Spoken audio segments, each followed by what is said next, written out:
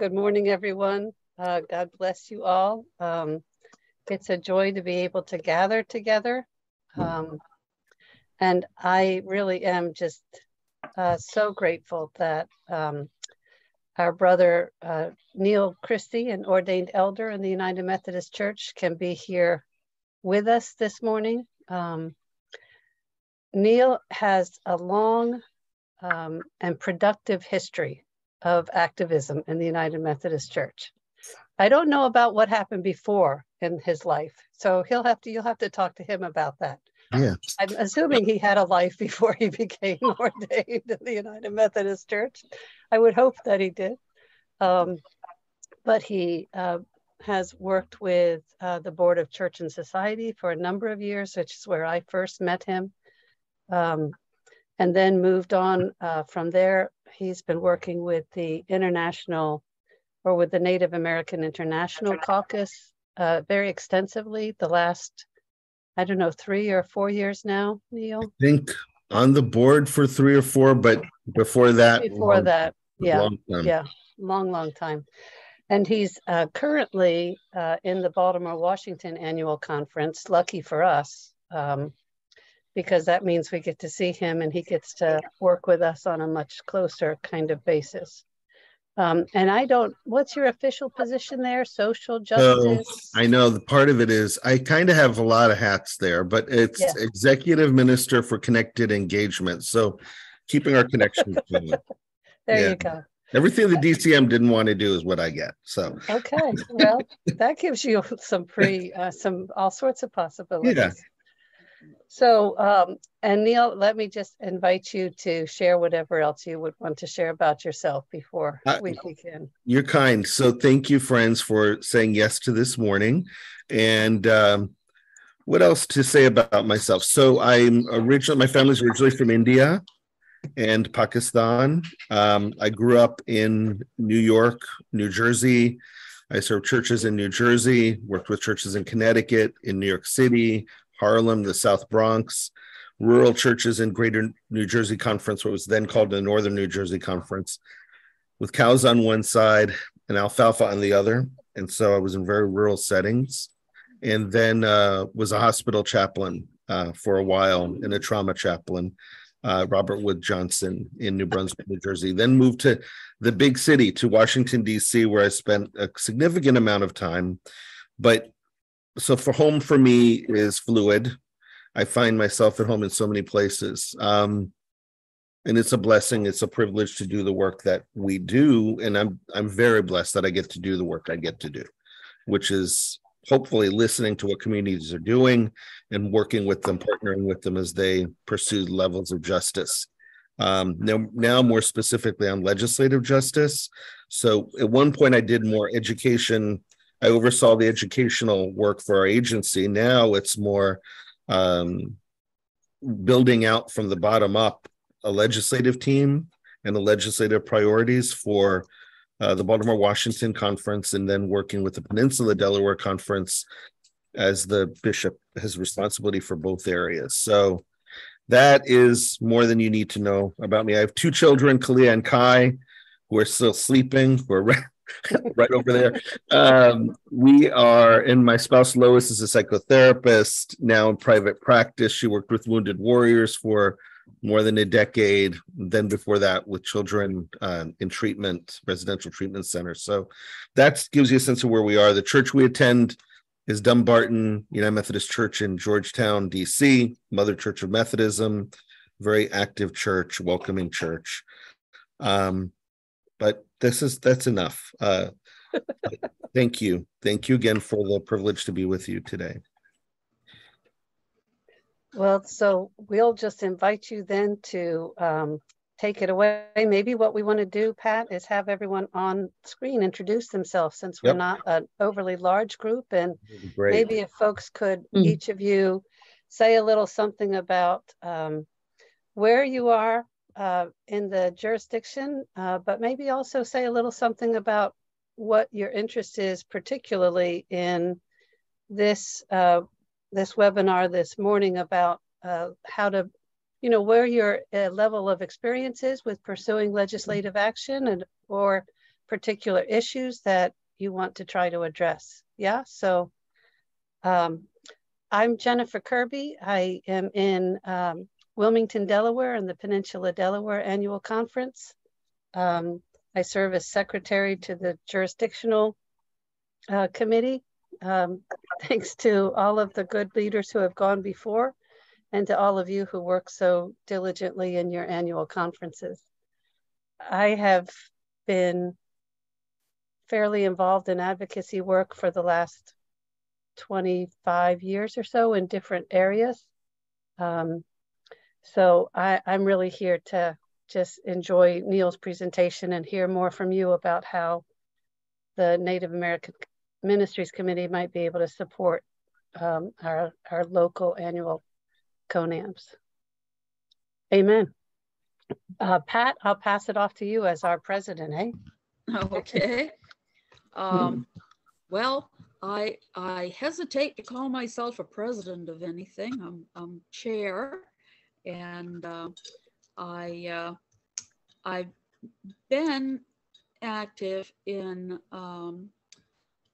championing Native issues in my home state of Maine, and just absolutely over the moon about all that has been able to be done in the last 4 years in Maine, and looking forward to more. And I originally got involved with the Committee on Native American Ministries in the New England Conference because I went to my first meeting as an old freelance reporter with a notebook and a pen, and they made me the secretary. That's how I got started. But I really want to hear about some of the ways in which we can be most effective in advocating for legislative changes and in supporting Native communities in our areas. And so I'm looking forward to this very much. Todd, how about you next?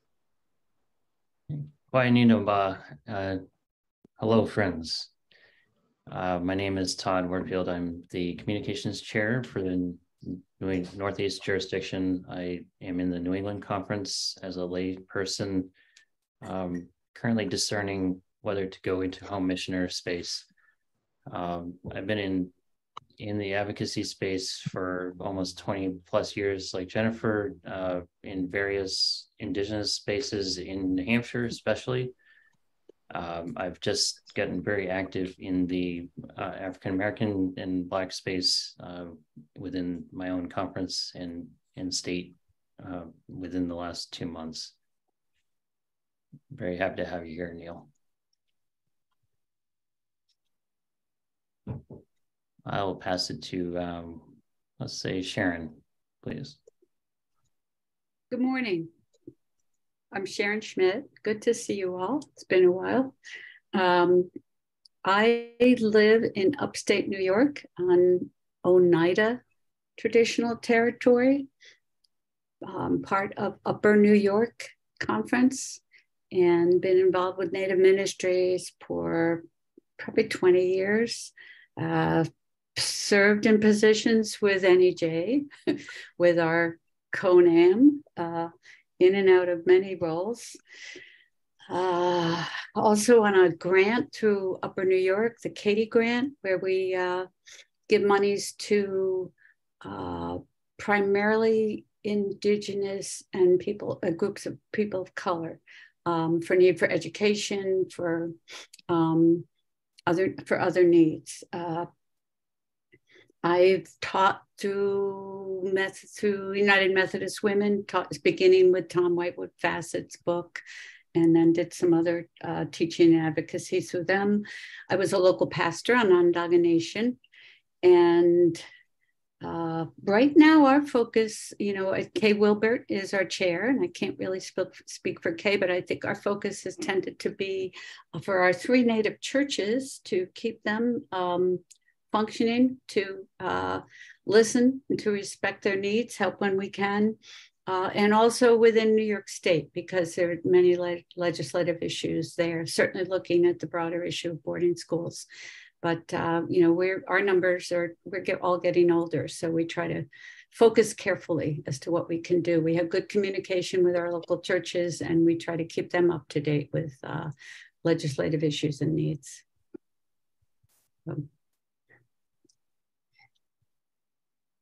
Sharon, would you invite? Oh, I have to choose someone? Yes, oh, please. let me Yeah, see. sure, I don't know if I've been paying attention. If I'm looking. Verna, have we heard from you? Hi, Verna.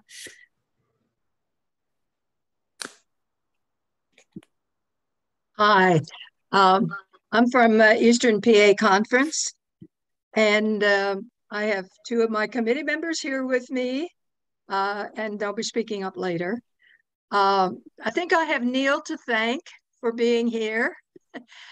2008 to 2012, I was on the general board. You may remember me or not, Neal. It was It was a great 4 years, and that's how I got introduced into Native American Ministries, because I was assigned to the Native American Task Force. So I came back to EPA conference, and we were kind of in a period where the committee was not functioning well. So we got it going, and I've been working with it ever since. We've had wonderful co-chairs to lead us. Native American, Sandy Chinchilli, Barbara Christie was on for a while. And we're just focusing on helping our churches become more aware, providing education, supporting Native American ministries. One of our favorite projects is supporting Sandy Chinchilli and the Carlisle Indian School Project. This is a passion of hers and ours as well.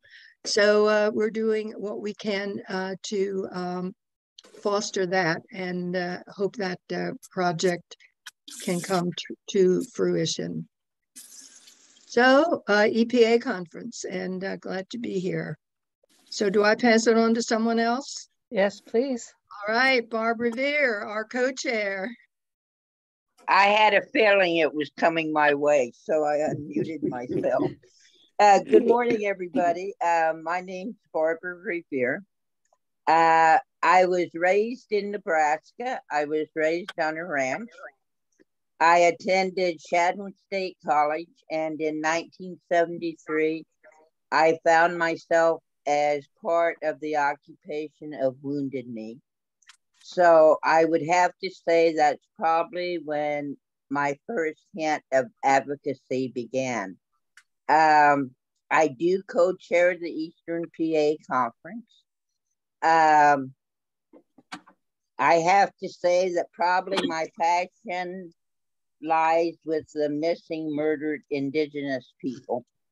And that's where my heart goes out, plus with the returning boarding school children that RDC's back home to their reservations and back home to their families.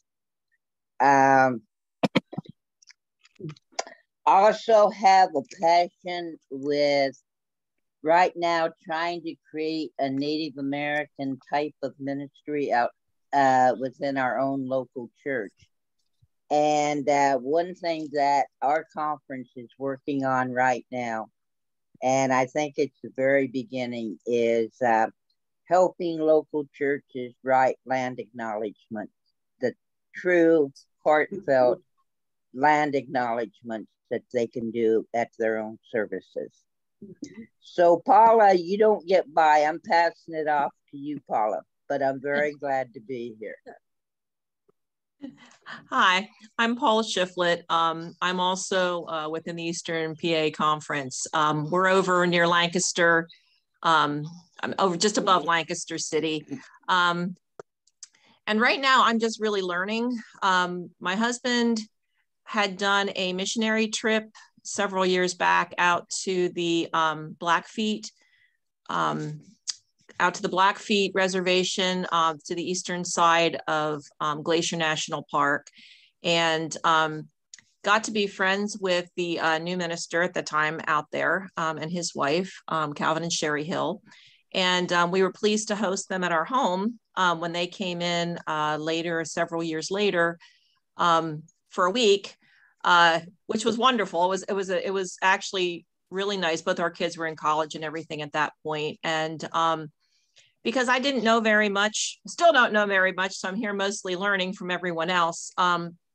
But the fun thing about having Calvin and Sherry at our house was the fact that they were so shocked that they were staying at our house. I did not understand until they explained to me that hospitality is so important. And they said a lot of times when they would go visit, people would either put them in a hotel or they were so shocked that I had like dressers cleared out for them and they had closet space, and they didn't realize that they were going to be there for the whole week. They said a lot of times people kind of pass them around, and they said it can be a little uncomfortable. So they really appreciated that. And then I was really surprised too when I had mentioned to people at my work that they were staying, and they said, "Oh, is your husband a minister?"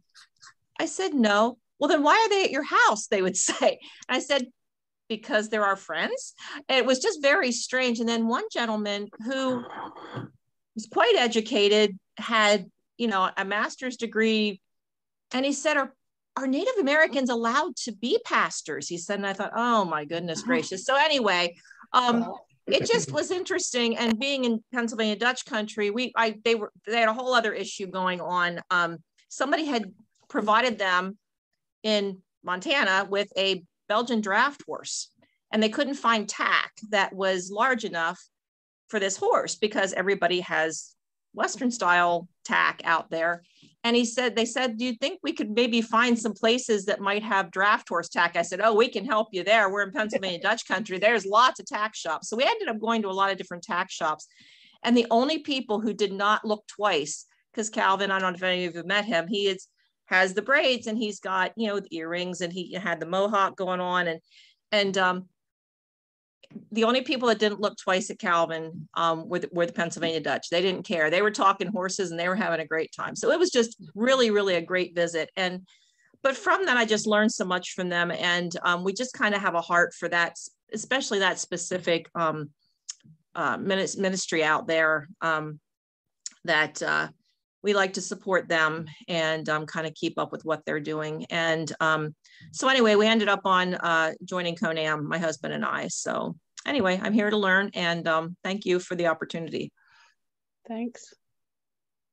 Paula, would you invite the next person, please? You might need to unmute yourself. I will need to unmute myself. Brianne?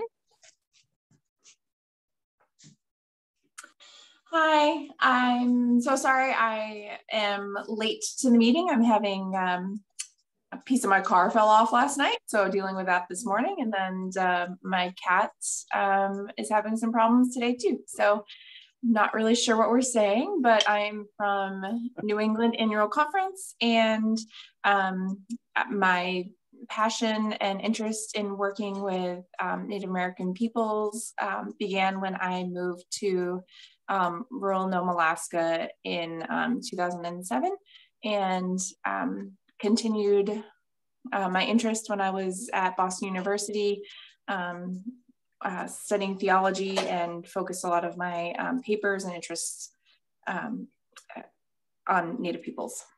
And I am calling in from a phone, so I cannot see many people. And so if someone could help me pass it along to someone else, I would appreciate that. Sure, we can do that. Richard Church, please. Yes, my name is Richard Church, and I live north of Washington, D.C. in Gaithersburg, Maryland.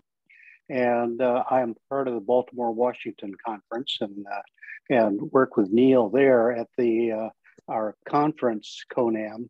And I'm also the chair of the CONAM at our local church at the Covenant United Methodist Church. My background is I am originally from Michigan and grew up attending Indian churches in Michigan. My father was a minister there for over 50 years at various Indian mission churches. After I got out of school, I moved away from Michigan, and I did my entire career with the Indian Health Service, moving to different parts of the country. So I went to the Arizona and New Mexico area, back up to the northern peninsula of Michigan, and then down to Oklahoma before moving to the East Coast. I'm retired now, but I've been blessed at being able to attend various Indian churches over my lifetime, and being able to visit quite a few of the Indian communities around the country. I'm interested in what Neal has to say. We have an opportunity to talk periodically at our meetings, but to see how some of the legislative activity can be applied and supportive of there's a number of there's more issues than you can shake a stick at, but there are a few that really pop up that where some legislative activity can be very helpful. Thank you. And then why don't we ask Patty to wrap? Yeah, I think Patty's the last one, Richard. So we'll just go right to her. I've been keeping track. Okay, I'll pick Patty.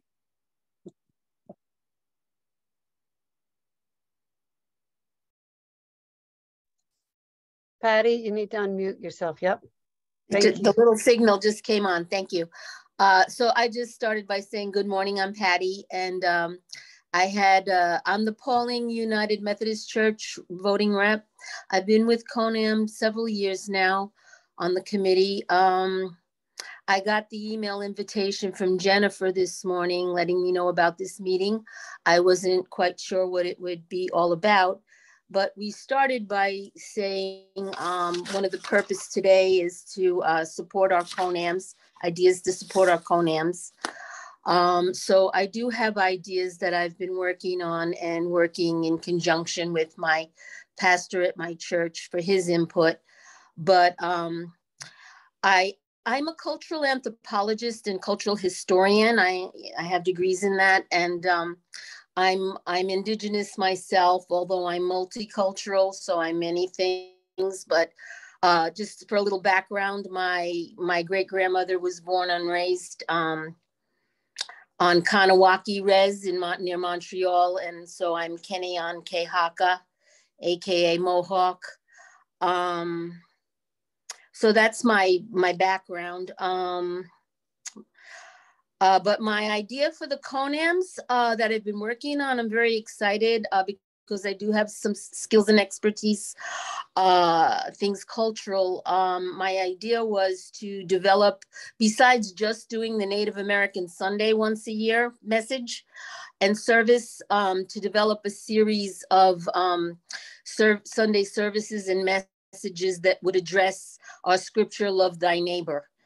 And a purpose would be love thy neighbor, eliminate hate. And of course, if you don't know your neighbor, or anything about your neighbor, it's hard to love your neighbor. So I know we network with other cultural communities. I was thinking about doing something around the celebration of Kwanzaa to address things in that way about the Black community. Or maybe something about the Asian community, maybe something related to Chinese New Year. I'm not sure, something people would be familiar with, but raking it back into love thy neighbor. And I would probably, like I said, work in conjunction with my pastor on ideas with that. One last thing, our church does a wonderful ministry every year. We go out to Appalachia, out in West Virginia, Kentucky. And so I thought that I would do a cultural message and service wrapped around Appalachian society, Appalachian cultures. And I was excited because recently I saw an article, I think it was in National Geographic. It's popular now that we invite indigenous tribes to be stewards of environment or animals. And I just read recently there was a large, one of the tribal nations in the area, Appalachia, agreed to steward quite a few hundreds of acres of land to help keep it pure, clean, and good. So those are some of my ideas. Thank you. Thank you, Pat. Well, was that everyone? I think it was. So Neal, I believe you have the floor. Please share with us. Thank you, friends. So we're, I want to be able to see all your faces and not my own. So I'm putting it on a gallery on my thing. And on your phone, if you're on your phone, something I learned, I'll share this with you, okay? Because this has to do with moving from one context to another, which you all are used to doing. So day before yesterday, I went to the Virginia conference because they have their legislative advocacy day, and it's hosted by United Women in Faith, Church and Society, all the groups, all the social justice groups. And so it's a nice broad tent. And as I was driving, it was horrible torrential rain. I stopped 3/4 of the way because there was a meeting with the Love Your Neighbor Coalition, which is a coalition of all the caucuses in the United Methodist Church. So all the racial ethnic caucuses, BMCR, Marcha, Native American International Caucus, Pacific Islander Caucus, Asian American Caucus, but then also the national plans are invited to that. And then also the RMN is part of that. MFSA is part of that. And so it was a conversation on where are we looking at going toward General Conference in 2024, and considering, well, what's the how are we receiving legislation, the Christmas Covenant, other regionalization legislation. So for an hour and a half, I facilitated a conversation of listening there. Then when I arrived for the legislative briefing in Virginia, and it was hosted at a campus ministry, which was great, called the Pace Center, right in the middle of Richmond. The presenter said, I need 3 people to come with me at 7 tomorrow morning, because we're going to be meeting with a subcommittee of the Virginia Assembly, and the legislation we're focusing on, which I've been working on for 2 years, is solitary confinement. And the more we learn about solitary confinement, the more we learn, I think we'd all agree on this in this session, that it's torture. Solitary confinement beyond a certain limited amount of hours per day has been defined as torture by the United Nations, by the World Health Organization, and other reputable organizations. And yet the United States continues to practice it.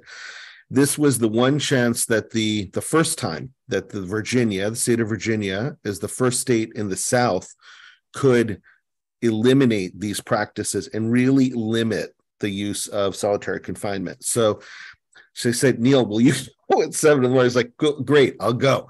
So I testified, didn't know I would be doing that, but I testified in the subcommittee on the position of the United Methodist Church on solitary confinement, why it's an ethical issue for us, the impact it has on the families that in our communities. And we have over 300,000 United Methodists in Virginia Conference. We are a church of over 6 million in the United States. This is an issue that impacts all of us, and we're committed to restorative justice. So I moved from that hearing where I gave testimony along with colleagues doing prison ministry directly. I've done prison ministry, but years ago. Now I talked to folks that have been incarcerated, but they heard directly from people that are going in and out of prisons. But what surprised me is after that legislative hearing and after the testimony, by 8:30 in the morning, one of the delegates said, can you come to my office so we can clean up the bill before it goes to the full committee and goes to the floor, because it's going to go to the floor and within a day. So we spent the next 45 minutes in his cramped little office, literally by hand and on a laptop, rewriting a piece of legislation.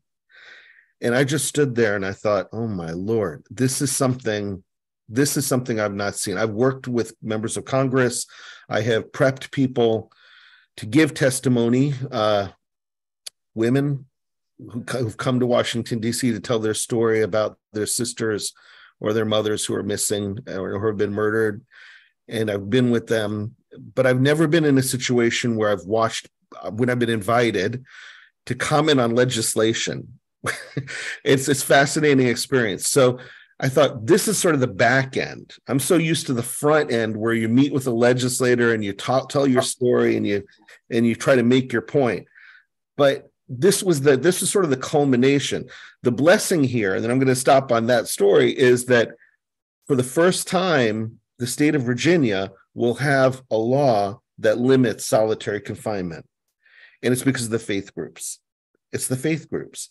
It's not a Democrat or a Republican position. It was a Republican who was spearheading this, who took this on, who had a conversion experience around this issue, and then aligned with a Democratic delegate who had a similar piece of legislation, and we could reconcile the two. So I saw for the first time in an unusual way what it looks like on that from the inside out. But I'm going to focus on today, what does it look like for us when we don't have those opportunities, and they're rare, where we're sitting at the table finishing that legislation? What is it going to take to get us to that place? Because we can all do it.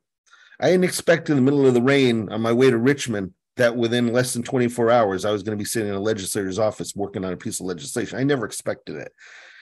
Same thing could happen for every one of us and members in our congregations, because the issues that Native peoples are dealing with today are many. They are urgent. They impact not only Native communities in the Northeast jurisdiction, but certainly in our country and the nations and the tribal nations that we also have connections with.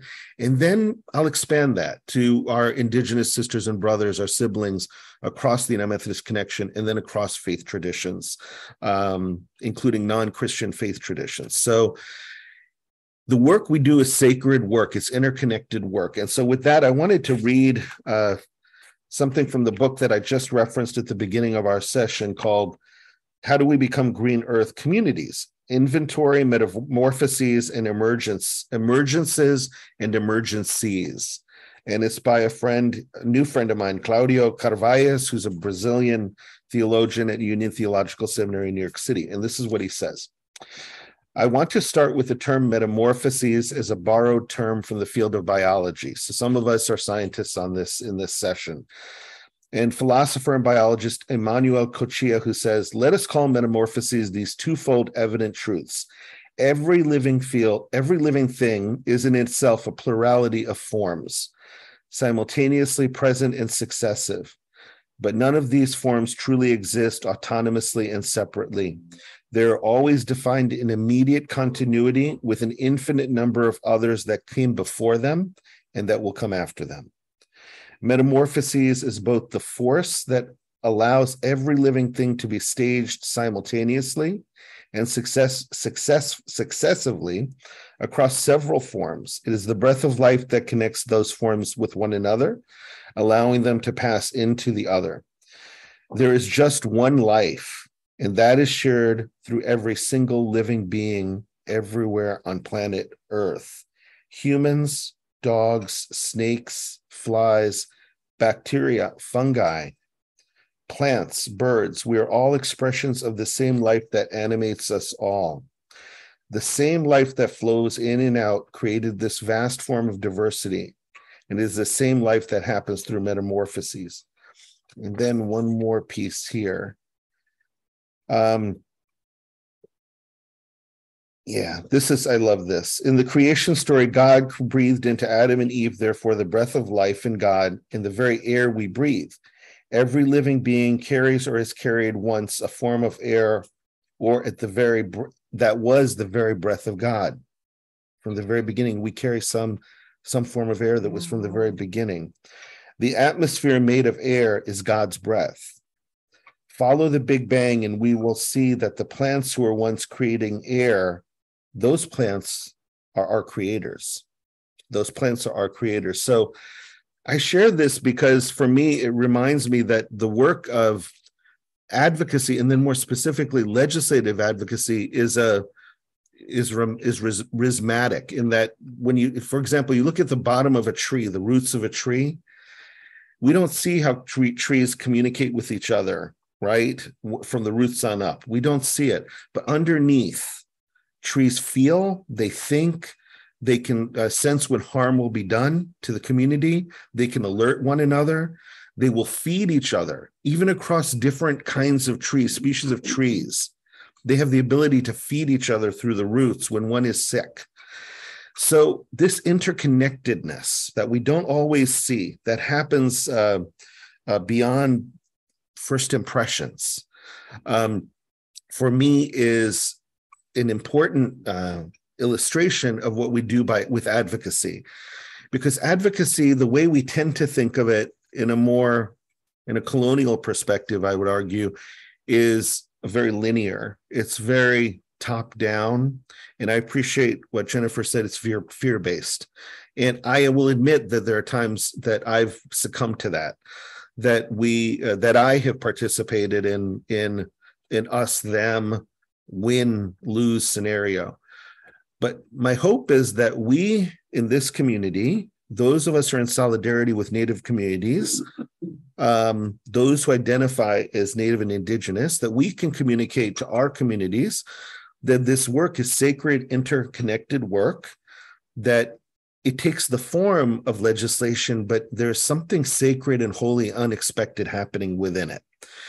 And so that's sort of the theological base that I invite us to as we communicate this, because I think part of the most important part here is not the how-tos of legislative work, and we're going to go through that in just a couple of minutes, but why we do it, why the presence, not just the voice, but the presence, the relationships, the integrity of the body of Christ, the church, is so important in these conversations, because without us, there are things that are missing. There's a lot of sacred work that's missing.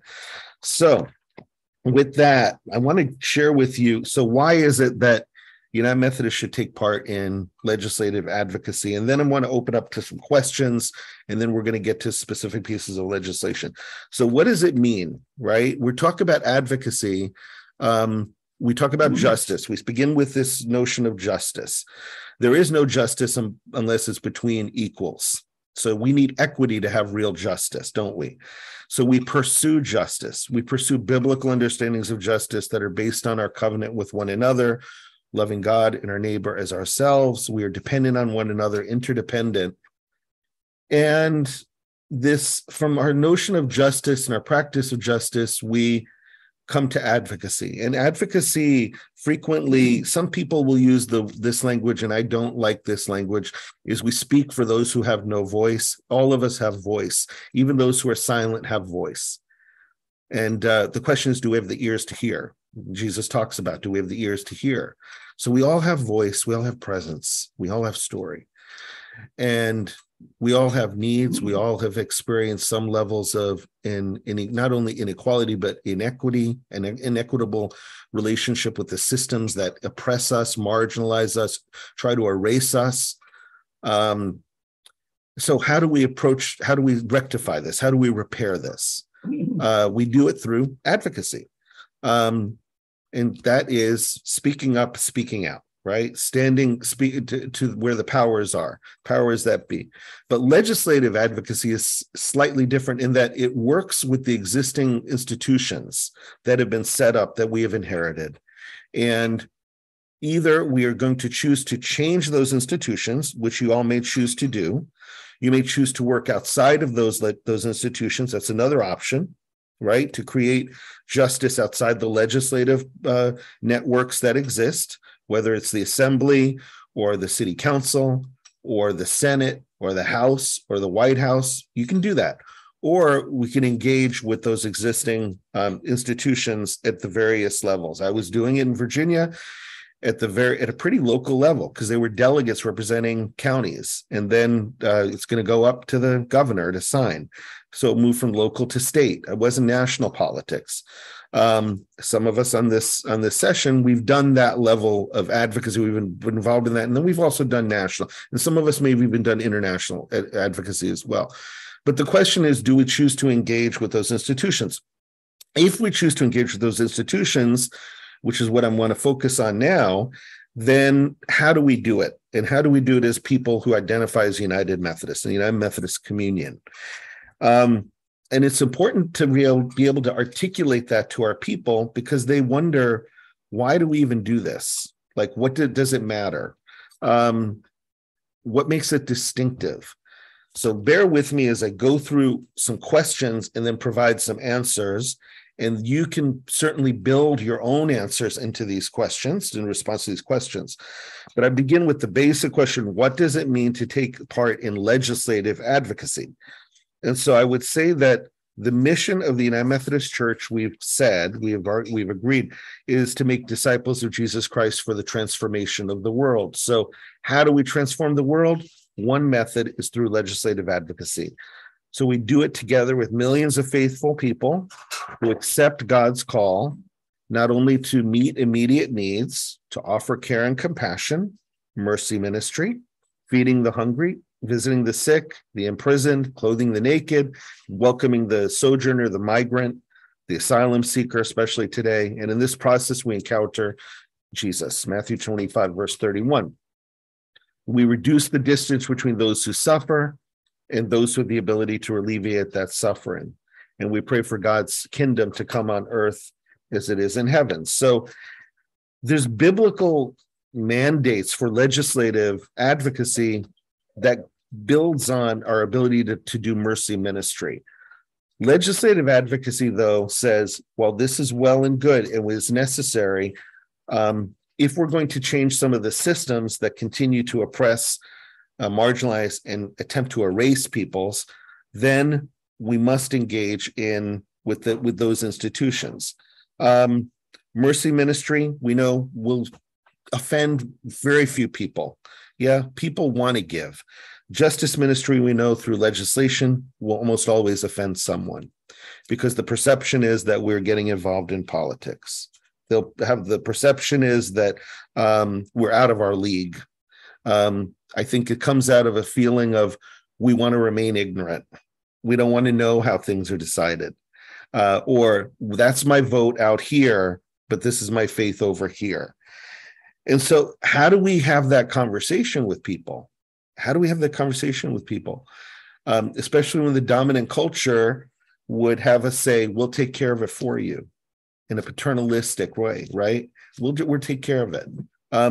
This is a question I have for all of us. How do we build relationships with legislators that shape bills at the county, state, congressional level based on what our social teaching is? And so how do we do it? We do it through emails. We do it through letter writing campaigns. We do it through phone calls. We can do it through meetings in church fellowship halls. We can do it by going to meet legislators where they work, which is both in the community and in the capital or the county seat.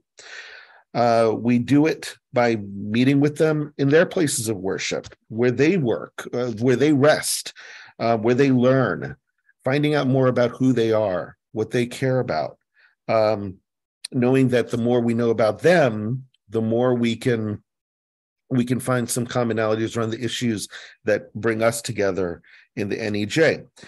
And I'll give you an example with this legislator around solitary confinement. He is a Republican. He is very pro-choice, school choice, that parents should have a right to decide which schools their children should go to. That's a controversial issue. I have my own opinion on it. I think that I don't agree with the legislator on that. But he also started to hear stories of families that had where people were incarcerated and placed in solitary. And he said, as a Christian, I can't reconcile practice with my faith. I just can't do it anymore. And he said, how do I work with you? I'm still going to be speaking up. It's going to be my bill, but how do I work with you? And what else can you teach me?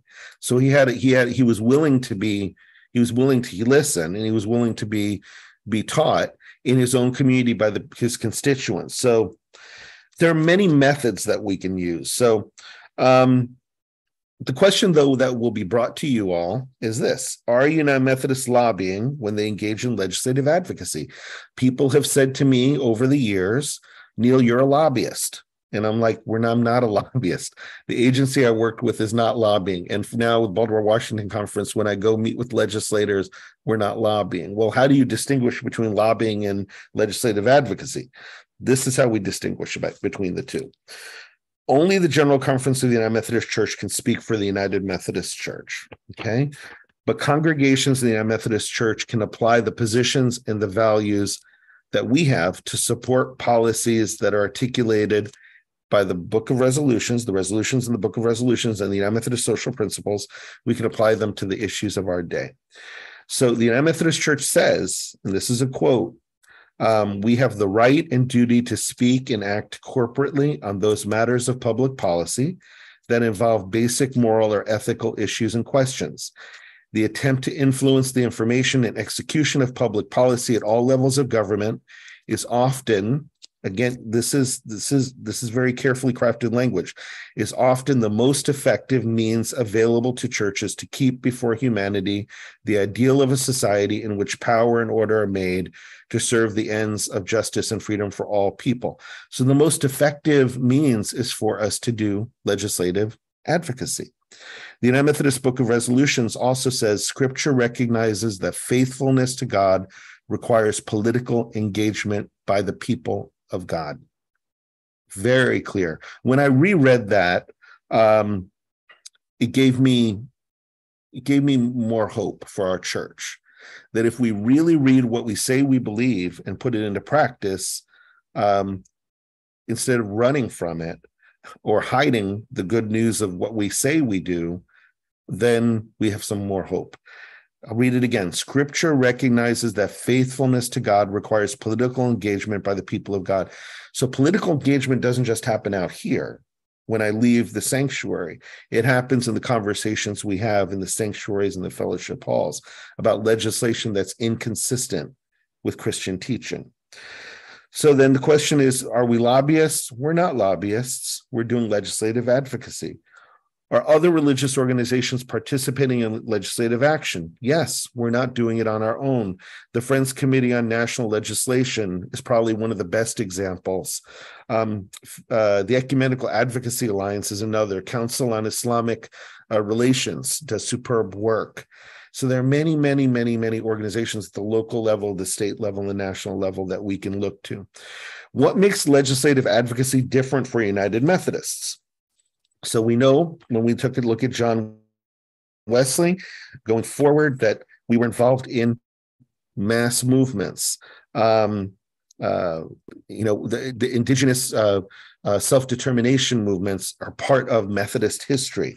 We've been part of movements to secure access for healthcare and workers' rights for women and men, to end child labor, which required changes in legislation, to secure living wages, which required changes in legislation. We've been part of movements to end racial discrimination, housing discrimination, to support accessibility and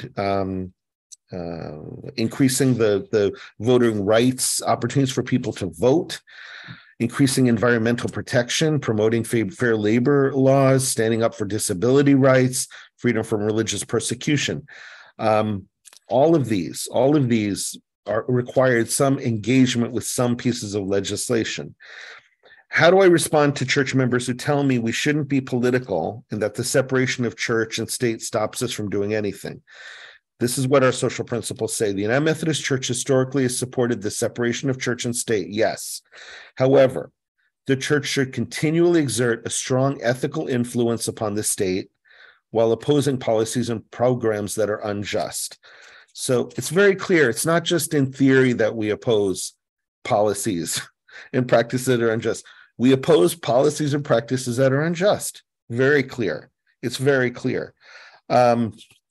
Then it also says that, what about this question? I hear about divisiveness in county and state assembly meetings as well as in Congress. Is it effective to ask church members to contact their elected officials about legislation?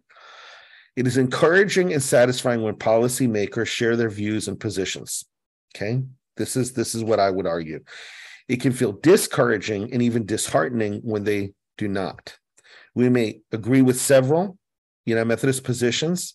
We may strongly disagree with others, but legislators need to listen and hear from people whom both we agree with and disagree with. God has a way of transforming not only our hearts, but also our minds and our societies when we shift our perspectives, build relationships by people who are most directly impacted by an issue, and even people we disagree with. In this case, with solitary confinement, again, these were two people from two political parties that came together, and it was people of faith that were working in between the two of them, saying that we, as people of faith, believe this. Can you all come to an agreement? And they did. And they did. So we look for what we have in common with our legislator. I would argue we even look for what we have in common where possible with people who disagree with us. And we try to find something in that relationship that we can share so that we keep the relationship going. We could share different values or aspirations for society. We can share the same aspirations, but we want to cultivate a relationship with office staff. We may find there's common ground where we least expect it.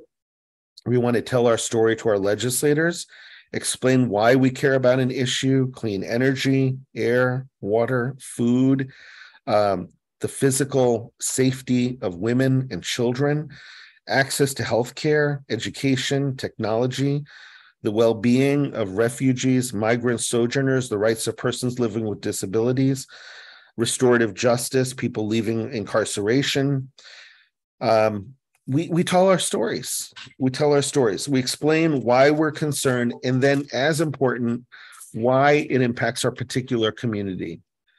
Why does this, now that you've told me my story, your story, why does this impact your particular community? Why do you care, but how does it really impact you, either harm you or help you flourish? Yeah.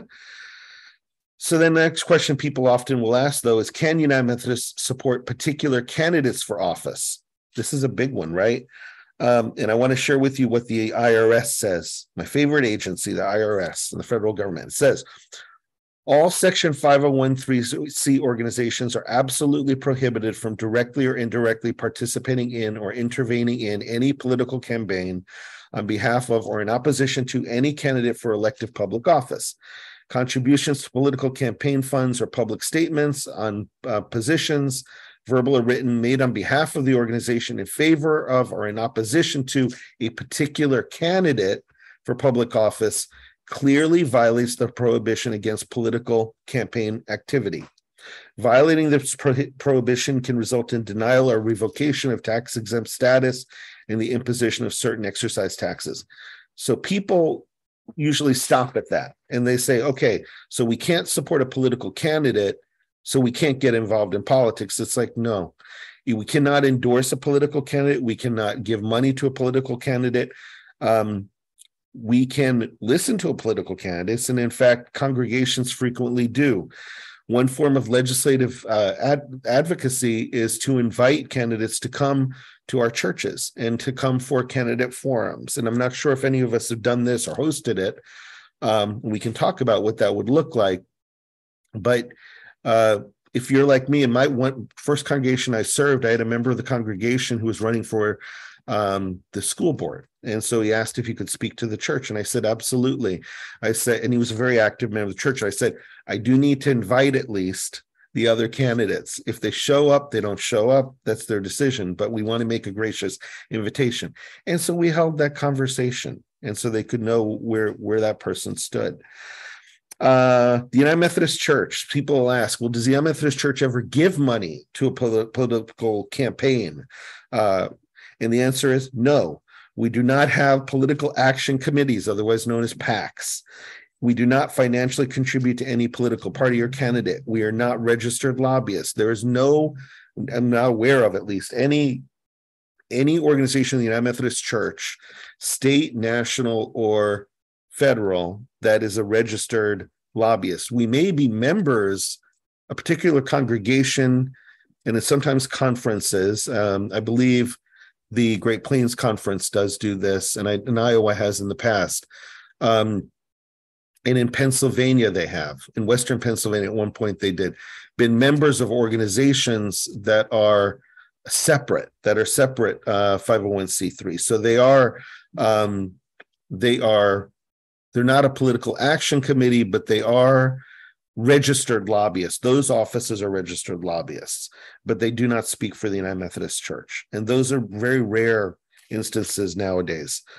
Majority of our churches are not, none of our agencies are involved in PACs. Our engagement with elected officials reflects our commitment to the moral mandates found in the United Methodist Social Creed, the social principles, the Book of Resolutions, and other statements of the General Conference. So what are ways we can engage our elected representatives as United Methodists? Okay, that's important. Let's get to that. We are informed by the United Methodist Social Principles, the Book of Resolutions, so we can engage in nonpartisan activities that educate and encourage people to participate in the electoral process. We can vigorously discuss moral and public policy issues. We can call, write, meet with elected representatives, policymakers, tell them where we stand.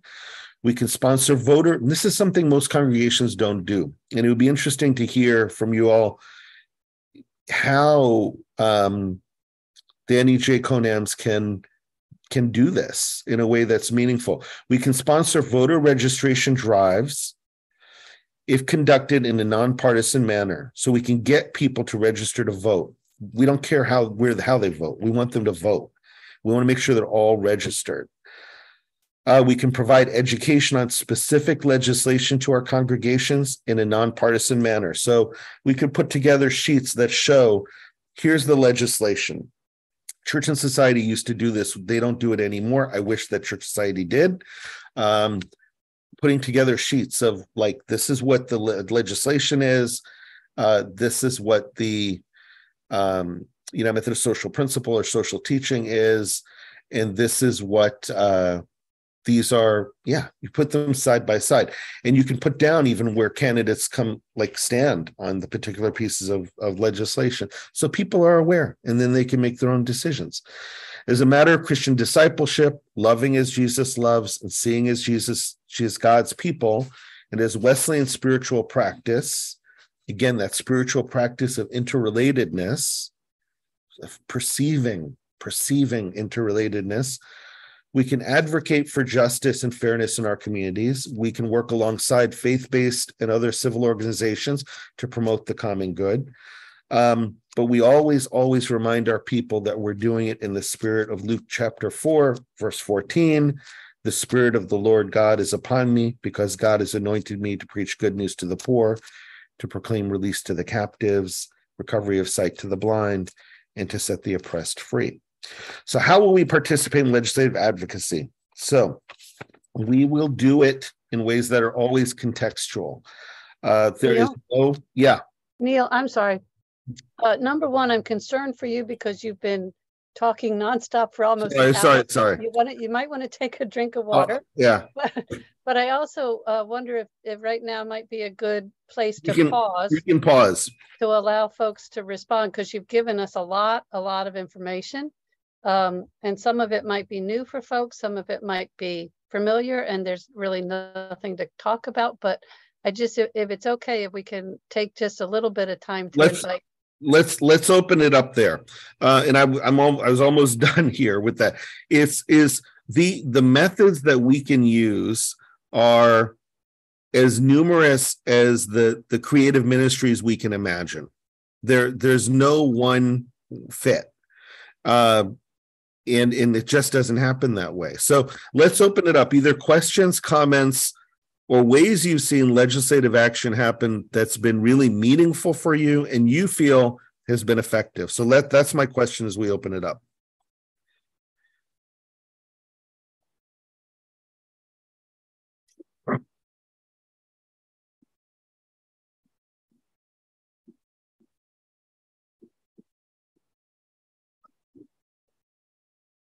Yeah, so if nobody has anything to, I don't know, is everybody just trying to take in all that Neal has said, or yeah, Paula says yes. Okay. I love this. If we were lobbying, we would all be very wealthy, and it's true. Yes, yeah, I like that. I also want to point out Barbara Revere said early on that the idea of solitary confinement, William Penn in Pennsylvania built, and the Eastern States Penitentiary was built on that idea.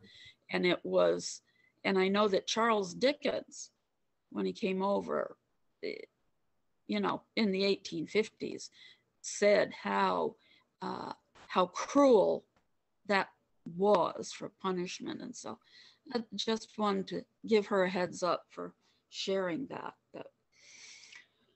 It's been debated for a long time, and it really is time something was done about it. Patty has her hand up, yeah. Go ahead, Patty.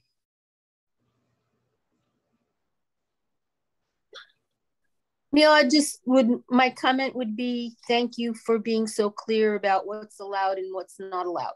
That was very helpful, besides all the wonderful ideas. We can do much more than what we are doing. I mean, what would it look like for the NEJ to have the legislative issues that are impacting states and then the federal legislation that we're looking at, to have it all together, like in one place for our congregations?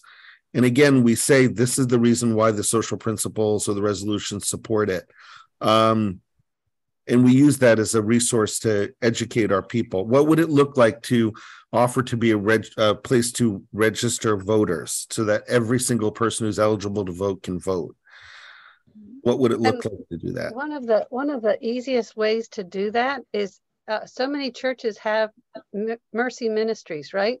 Food giveaways, clothing giveaways, or you know, potluck suppers for the community or whatever. It's a real simple thing to register voters at all of those occasions. It's just a matter of having the forms available and being very, very hospitable in that process, right? So one time when we were doing it, this fellow came up, he says, oh, I haven't been registered in this state since I got here. He says, I'm a dead hard, you know, Republican, conservative, gun-toting, you know, I mean, he just listed all of these things, right, that I may not agree with personally, but I said, all right, let's get you registered. You know, I mean, and that kind of welcoming is what allows for those relationships to happen. So, Neal, I think the thing that, you know, about your presentation that I just wanted to affirm was, I think for people in our churches, it's so critical to connect advocacy work, and especially legislative advocacy work, with our spiritual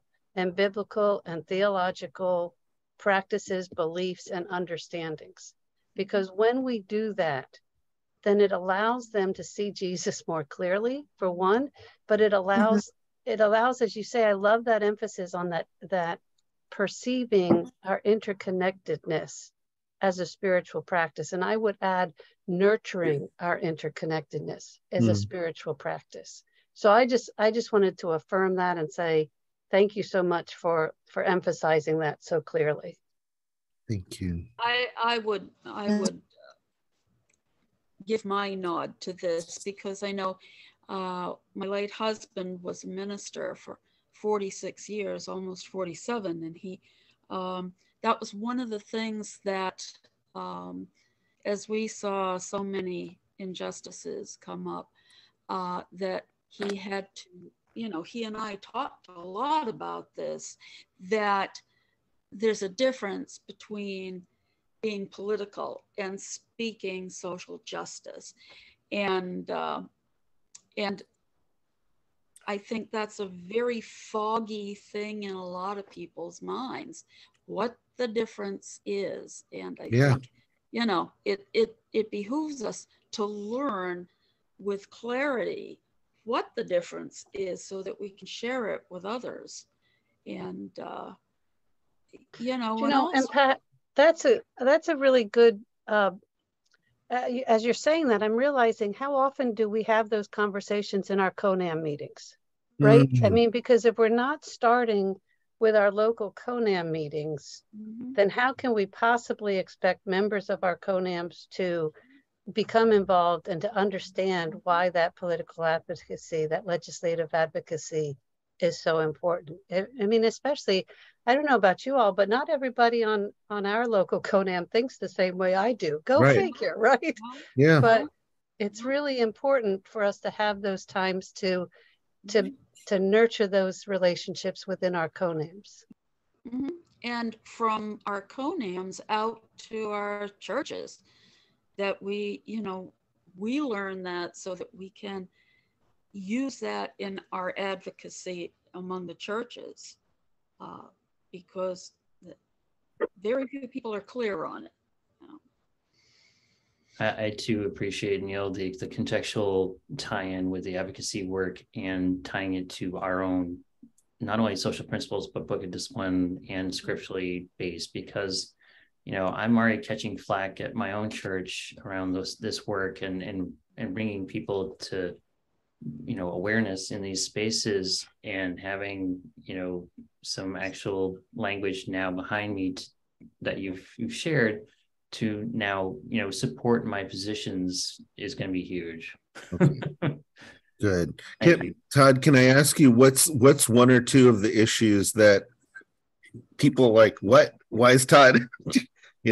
So in November for Native American Heritage Month, I challenged our church to decolonize Dover's, our local city's history, because it had been erased. And there were some people that were very uncomfortable with that. I'm like, good, that's the whole point. And my own family history ties in with what Todd's talking about Dover, about ancestors who I was certain, but found out, thankfully, they weren't. Their scalps, many scalps were paraded on pikes down Dover Point Road at time to cheering crowds. And so that would make a lot of people in Dover and anywhere uncomfortable, but needs to be told. This is great. Are there others? Are there other legislative pieces that either you working on or that you would love people to work on that you're not sure, well, how do we start? So Sharon, if you're still on the line, can you talk about what Upper New York State CONAM is doing in response to the New York governor's recent veto of the legislation around burial sites? We have had a CONAM discussion about it at our last meeting, and we were supposed to be putting together our thoughts on what to approach, what to share. I have not seen that come across yet in emails, but we had some personal stories that gave it more meaning to me. I did not realize Marilyn Anderson's on our committee, and she was sharing in the Buffalo area that they're building a new arena. And so I hope I'm accurate with this, but the old arena too, there was some questions that had been a burial site and they wanted that respected and looked at. And so they were, this timing, that legislation was not signed or vetoed at the very last minute. So there wasn't much warning. I think the legislatures were thinking it would go through. And so the response has been, wow, what happened? And now what do we do about it? They do want to present it again, from what I've been read and been told. But that it was tied in, part of the call might have been the fact that this was happening in Buffalo and they wanted to go ahead with the contracts and build the new arena. I don't know, but I mean, for a long time, they've worked in New York State, honoring, recognizing burial sites, and finally got to that point, and then it all fell apart. Yeah, so we're looking to have, but pretty basic that we, we're not to the level that you talked about, Neal, but more with information, writing letters.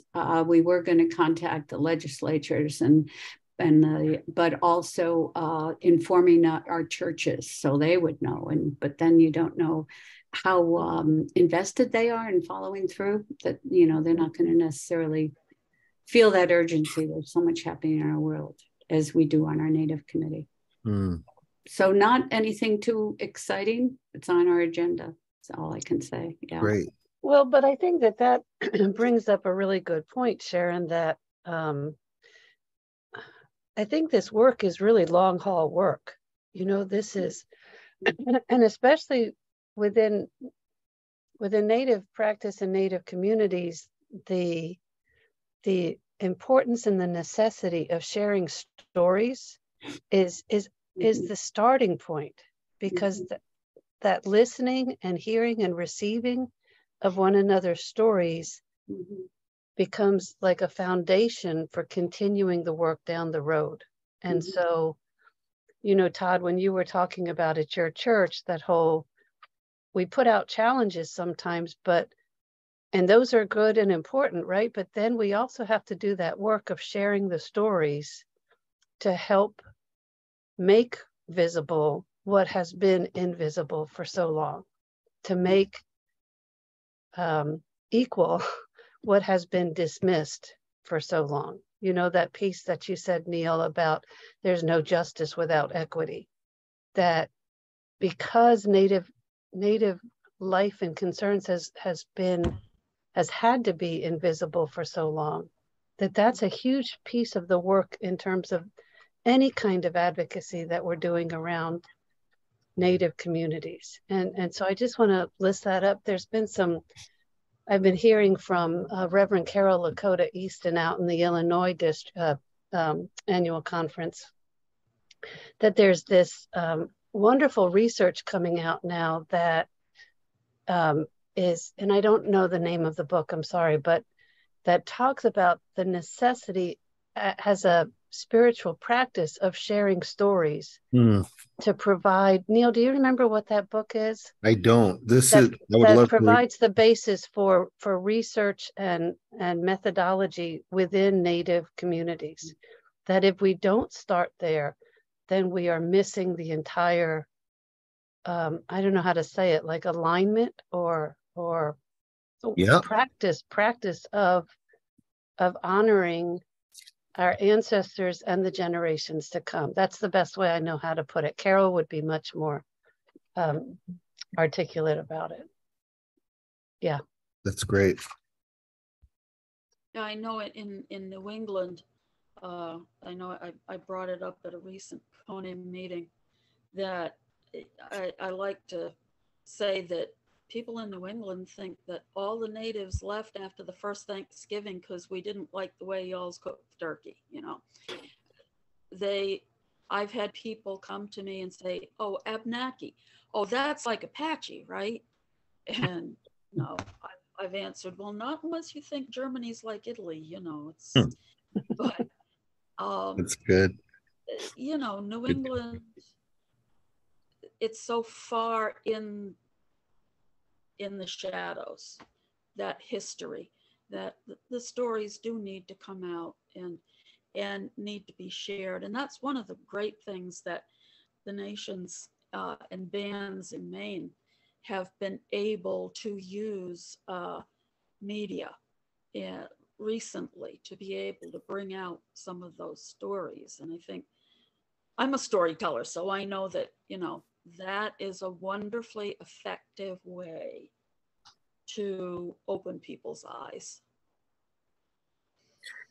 Is it possible to tell stories and then get them published in the newspaper, the local newspaper, or making use of social media to get it out there so that the story is connected to a public policy that is impacting the community? This is the people aren't familiar with the stories. They aren't, and dominant cultures aren't. And there's got to be a conversion with those because it can't be done just by us. So we've got to have some conversion with folks who also are influencers. So those stories have a way of causing people to rethink, to stop, pause. It happened with solitary confinement in Virginia. It happens on issues every day. People, there is the potential to shift. And so I believe in, I believe there's the potential for people to shift. So can you write an op-ed? That's my encouragement, is to get their stories out there and connect it to a particular piece of public policy that's local or state, county, or national. Yeah, they have actually one of the stations in Portland, Maine, several years back, brought up not the residential schools, but the twin of that, which was the foster care programs in New England, especially northern New England, and they did an entire week on it. And suddenly, children were not being removed from their communities like they were before, because it had come out. And this last year, Maine has had on the books for well over a decade requirement that public schools teach Native culture, and it wasn't being enforced until the newspapers in Maine started publishing that was on the books, and it is becoming. So I would concur with that. If you can get the media to share, and it can be very effective. In the media, what's neat about stories is I would encourage, again, United Methodist News Service, if you have a story and it's connected to a public policy in your county, in your conference, in your state, get it to United Methodist News Service, get it to Religious News Service, RNS. There are people who are looking for those stories because you're not alone. The issues that you're dealing with are somewhere else in this connected world, they're also dealing with something similar. So you're not alone. But get it out there. Tell the story, but then get it out there. Yeah. And can I ask you, how many of you have met with legislators that this is something that you've gone, whether it's local, county, state, national, that this is something that you or your congregations have as a practice, or you would be open to it? I saw a hand go up. Yeah. Two hands go up. Definitely be open to it. I've just never done it. Like, I've emailed them about issues, but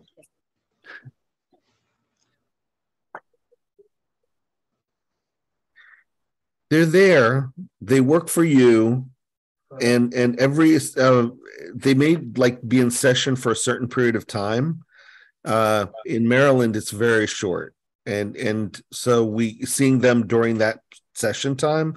So, for example, Tuesday there's a vigil and then legislative meetings around gun violence. So Moms Demand Gun Violence. So I'll be meeting with them in Annapolis on Tuesday morning. But you can do it when they're in session, but also when they're back home. And developing a relationship with a staff person makes a difference. Those staff people, because you are representing Native communities, some of those staff people in particular may have a heart that says, I want to really listen to you, and play on their heart. Play on their heart. Some may not, but I don't know, others. Thoughts on meeting with legislators? Verna? Well, we're in the process now at my church, Lansdale United Methodist Church, working with Heeding God's Call to End Gun Violence. And we have the t-shirt display up now at our church. We have 66 t-shirts, each shirt representing a victim of gun violence in the last 5 years in Montgomery County, Pennsylvania. And the thing that really sticks with me is we put them up on MLK Day. And we had a varied group of volunteers from our church and neighboring churches, kids. And as the shirts went up, they would look at the name, the age, and the date. The youngest one was 6 years old. The oldest one was 86. We had our state representative, Steve Malagari, here with us. And a couple of the people who were volunteering, oh, I saw someone who died on my birthday, or someone who is the same age as I am. And Representative Malagari mentioned the same thing in our dedication service. So I think that display, that visual, you know, creates a story in itself for each person. So I think that kind of thing is going to be very effective for us. So we're going to be having a gun violence awareness day, and we're now setting up meetings with our local representatives. So I've written to legislators in the past, but this will be the first time for me to interact one-on-one and talk about. And I think the one thing we'll be focusing on, the legislation, will be 1 handgun a month. So we're not talking about gun control. We're talking about ending gun violence. So I'm learning about the importance of how we use language in communicating as well. So I'm looking forward to this as a learning experience, and hopefully we'll have some positive action. But I appreciate what you have said, Neal. It's very helpful to provide background and understanding as we become more involved in advocacy. Thank you. Thank you. So Neal, could you speak a little bit, we're running close up on the end of our time, about some of the action alerts that you've been working on and sharing to share with us, and how we might kind of build on that moving forward? Sure. I think that, thank you. That would be superb, actually. And I can give you a link to, first of all, it's getting people to sign up for action alerts. I had a conversation with someone from either Eastern Pennsylvania or Penn Dell Conference last year who said, Neal, I send out action alerts, I feel like almost every other day. And he'll get something from the Catholic Church, the Lutheran Church, the Baptist, American Baptist, UMC. And he said, I don't feel like it's a good day if I haven't signed on to an action alert, because I feel each time I do, I'm investing some more of myself in something I care about. And my voice is there. My name is there. And sometimes it's gone further in terms of meeting with legislators, but that practice changed him. And I heard that a little over a year ago, and I haven't forgotten it. So some of the action alerts, and they do make a difference. When a legislator gets 7 letters that have your name and your address on them and your constituent, they pay attention. If it's the state level, they really pay attention. National level, they pay attention. Their staffer then pays attention, puts it out there. They tell the member of Congress. So letters make a difference. Phone calls make up even more of a difference. Face-to-face is equal to several letters, like a dozen letters. So, and then multiple meetings, you're at the table. So action alerts that we're working on. Number 1, more recently, missing and murdered Indigenous women and girls, continuing to put pressure on the federal government to strengthen laws that address the violence done to women and girls, and to investigate and to put the money behind the investigations. So there are action alerts on that. Number 2, on the boarding schools, on the children, and make it the Truth and Healing Commission that was established by the Biden administration to make sure that they are doing their work to do the truth-telling work about where children have been buried, and now accountability, and what is the complicity also for our churches in in the boarding schools. A third is on self-determination and tribal sovereignty. And this happened in the middle of COVID, but it's continuing to happen. We need to keep paying attention to it, that any encroachment by the federal government to limit tribal self-determination is contrary to our social principles. So we want to pay attention to that. And we have had action alerts in New England, in Massachusetts on that recently. What am I missing? Those are a couple that come to mind. There's a letter that I'm actually working on relating to the Supreme Court and child adoption. That's another action alert that we're working on right now. But if there are action alerts that you all feel need to be written and distributed and we get sign-ons, please let us know, let me know, and I'm happy to work with you all in getting them written. In the NEJ, we have access to the whole NEJ. So it would be great to be able to see 500 names on an action alert that come from the Northeast jurisdiction on a particular issue. So, yeah. And so, Neal, it might be helpful if you can provide the means by which folks can sign on to those action alerts, just in case they're not signed on currently. Yep, absolutely. So you're so good, Jennifer. You're anticipating all those things I should be thinking. Okay. And we're changing the URL, and I'm open to even thinking about how do we even expand it, right? Wouldn't it be cool to have an action alert system for the whole Northeast jurisdiction? Yeah, that would be cool. Yeah, let us know how we can help with that. Okay, all right.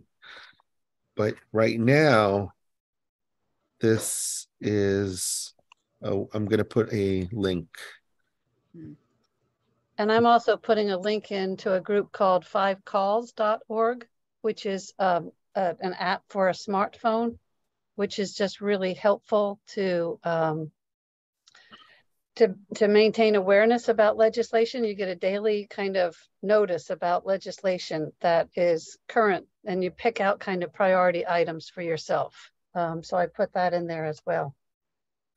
So establish the Truth and Reconciliation Commission Policies Boarding Act here. This one I'm going to put in there. That's a particular action alert, and you don't need to be living in the Baltimore, Washington conference to sign on to any of these things. They're just, this is where I'm based. So you can live anywhere and sign on to these.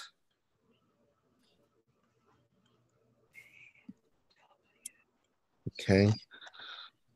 So this one is important for us here. Yeah. Okay. Anything else? Well, we're coming to the end of our time, and I think we could all listen to you for a lot longer, but we just have had a wonderful learning experience, and I want to thank you on behalf of our group for coming and sharing with us. And we will be meeting in another quarter goes by of the year. We will be meeting on some aspect of our plan of action, but this certainly is part of that we want to, this is one of our goals, to become better at being advocates, at taking action. And it's very good to have someone who can come and share with us the nitty-gritty of the how-to, to, you know, put our, as I like to say, put feet to that's what always has thrilled me about Methodism, is that we put feet to our faith. And so thank you very much, Neal. You're welcome. It's my pleasure. And I'm grateful for the time and the opportunity. Please this is my direct, if you don't have it, this is my contact information. So you can call me, email me, text me anytime. And I'm happy to work with you where you are. I would love to work with you actually where you are, where your conference is at, where your congregation's at. 4. That's my cell. This is my email. You can do either personal email, it doesn't matter, or my work email. Brother, we need an area code. It's not, you're not in another country. Oh, sorry. 202 202 maybe, yeah. 285 4544. That's me. There we go. Okay. Okay. And this is my personal email in case you want that too. Okay. Okay. You got them. Okay. Thank you very much. And it's been a great blessing. And let's see, Todd, are you still with us? I don't see you up Yes, there. ma'am. Would you close in prayer and ask blessings on Neal as and the rest of us as we carry on this work? Absolutely. Thank you. Let's go to God in prayer. Creator God, we thank you for this time together, this time to understand how to work in these challenging spaces, to be those storytellers, to carry the good news of the gospel, to change and be those change agents. We thank you for the message that Neal has shared with us today, and bless his continued work in the Baltimore, Washington, and beyond areas. Bless us all as we understand this space and how to advocate for our brothers and sisters that are in need. Bless us, Lord. In the matchless name of Jesus Christ, we pray all of this. Amen. Amen. Thank you, everyone, for coming, and hope to see you in another little while. I look forward to being in touch with each of you. Please don't hesitate to contact me and keep me in prayer. I am now going to, my mother died last January, and my father is now moving from his home in Florida, their home in Florida, to be closer to where my sister and my niece and my nephew are in Georgia. So today is our packing the truck day. Oh. So I'm going to go get the U-Haul. It's waiting for me. All the boxes surround me right now. And tomorrow's the 8-hour drive, but my kids are with me. My cousin David flew from California to help out. So that's what we're going to do the rest of the next 2 days. So thank you, brother, for coming with all of that on your plate. It's all good. It's all good. This is important. It's all connected.